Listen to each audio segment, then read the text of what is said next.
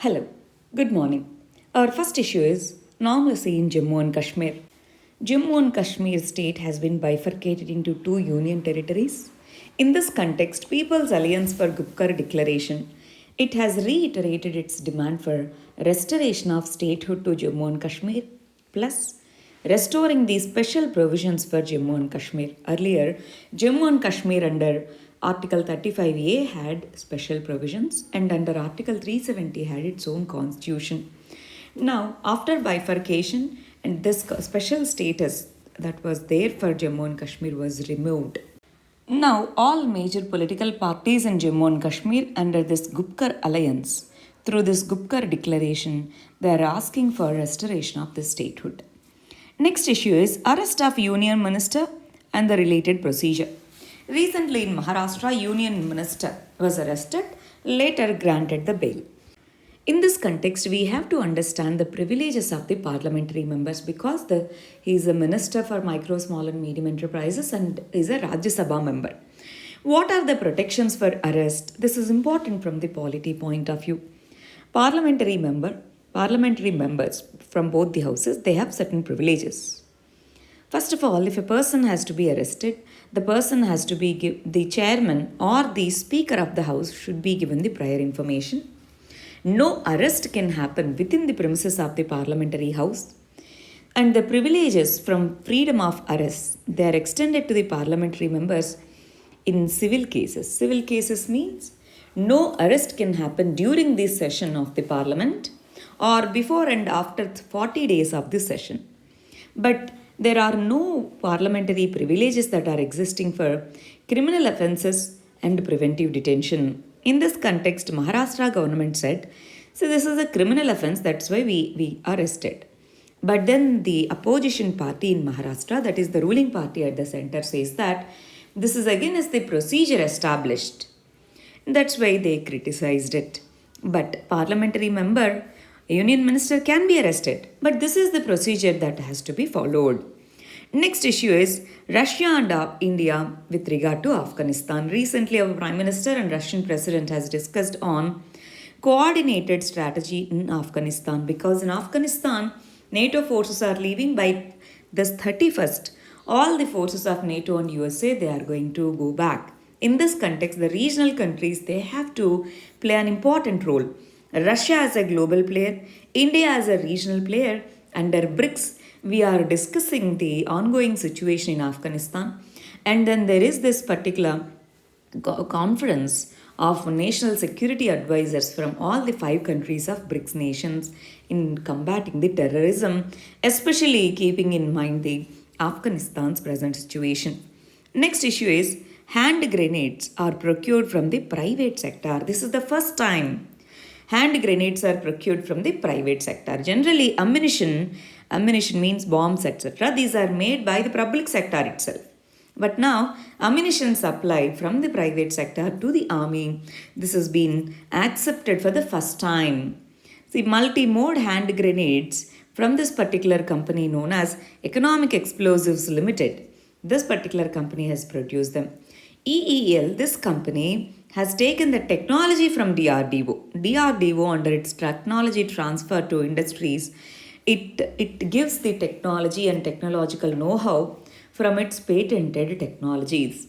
And EEL has got this particular technology from DRDO and DRDO has given it free of cost. What happens because of this? Capacities of the private sector increases. This will ultimately, like this, if private sector actively participate in the defense manufacturing, it will improvise the India's defense position. That is one of the reasons why the government through DRDO has transferred the technology and why government is procuring the grenades, that is ammunition, from the private sector. Next issue is economic criteria as a basis for creamy layer. Recently, Haryana has issued a notification under Haryana Reservations in Services and Admissions in Educational Institutions Act 2016 said that backward classes members who earn more than 6 lakhs annually would be treated as a creamy layer. That means especially OBC community. Within the OBC community, the member who earns 6 lakhs or more won't be given any reservation. He or she will be considered as a creamy layer person. In this context, it went to Supreme Court. Supreme Court has said that economic criteria should not be the only basis, sole basis for identification of backward communities as creamy layer, social advancement, higher employment in government services. These are the things that needs to be considered. In the year 1992, under Indira Sahni case, OBC reservations are upheld, and it was said that reservations need to be given, but creamy layer should be there. But that creamy layer need not be only with the economic criteria alone. That is the recent Supreme Court judgment with regard to OBC creamy layer. Other criteria can also be considered by the government while declaring a particular community as the creamy layer under OBCs. Next, let us understand the editorials. First one is caste census. First caste census was conducted in the year 1931. After that, many political parties are requesting for conducting this census, that is 2021 census, as the caste census. Why? Because there are large scale politics that are involved behind it. If we know the exact number or approximate number of people under various caste groups, then reservations, other things become very easy. Let us understand the argument from this. So, this is important in analyzing the social issues. Now, let's understand this. Effective governance, it requires data. Yes or no? Data. Now, the creation of categories is a political act. True. But Indian politics and governance, they all are especially premised upon categories of castes during the colonial period. So, caste as a fundamental marker, as an identity, has grown since independence.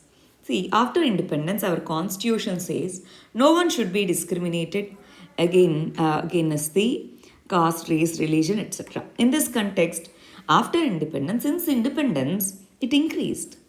So, there are demands for democratization of society.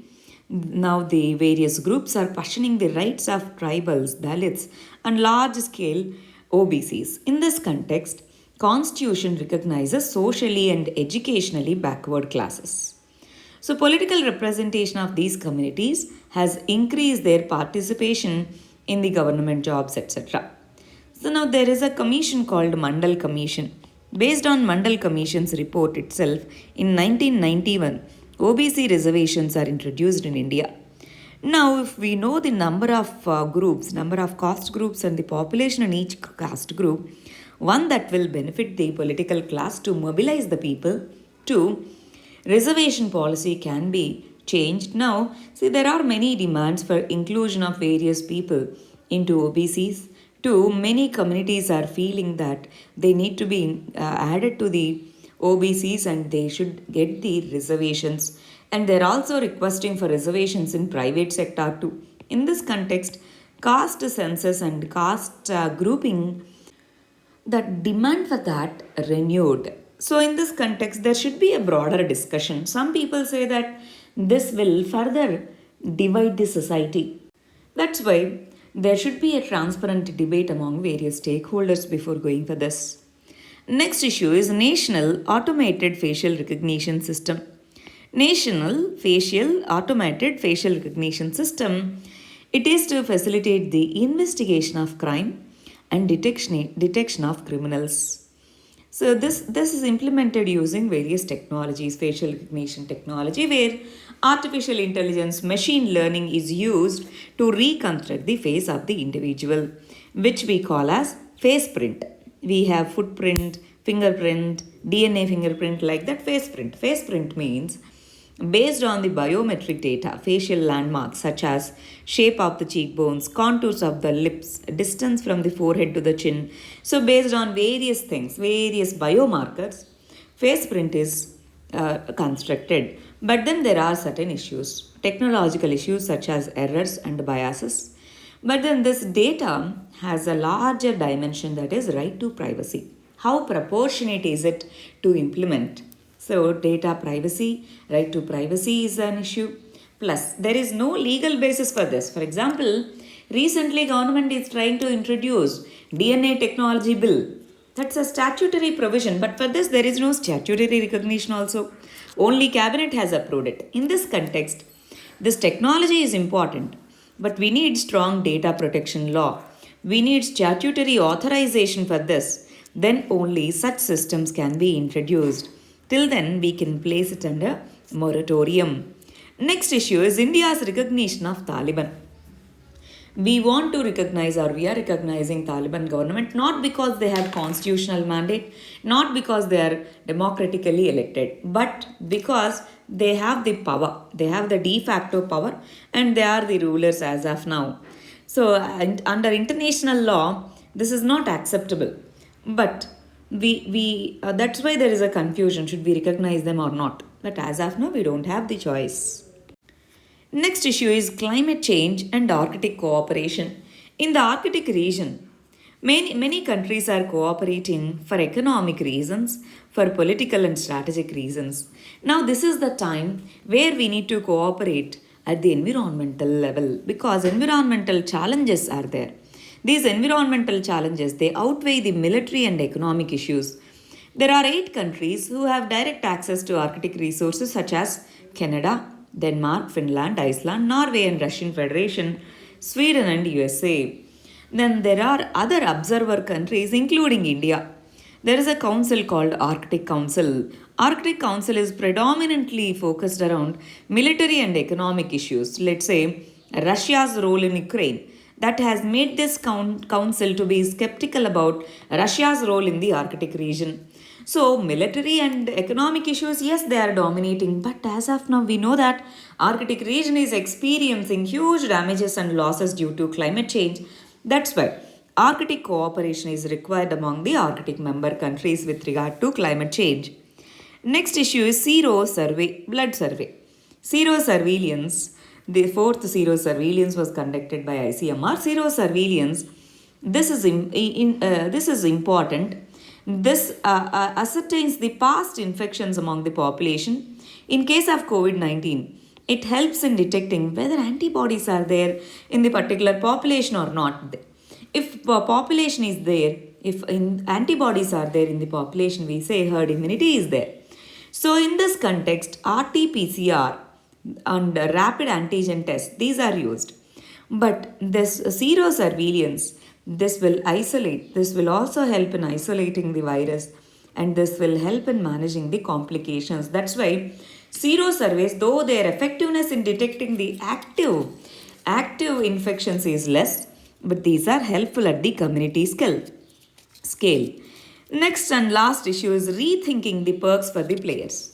See, after Olympics, you might have seen many state governments offering cash incentives and the government jobs to the players. Let's say in many states, group 1 jobs are given to the players. But most of their active time is spent on the sports. In the next few years also, they'll be spending their time, active career in the field of sports. So, by the time they attain, let's say 35 or 40, they'll be in scale 1 without any formal training and knowledge. This will affect the effective functioning. They will act as outliers. They cannot mingle and they cannot efficiently serve. So, should they be given gazetted jobs? Or should they be given any other kind of incentives? Providing them the gazetted jobs is a negative policy. It should only be through competitive examinations. Recent reports, they state that number of employment offers through job fairs, they are reducing. So in this context, it would be better if the government gives the jobs only based on the merit, not based on the sports. Because, see, for example, PV Sindhu, she is appointed as a Group 1 officer. But will she be serving in that scale? Officially, she is Group 1 officer, but will she have the formal training, etc.? These are the issues that we need to consider. They can be given, they need to be encouraged, they need to be given incentive, but not through government jobs. That's the argument in this article. These are the articles for today. Thank you very much. All the very best.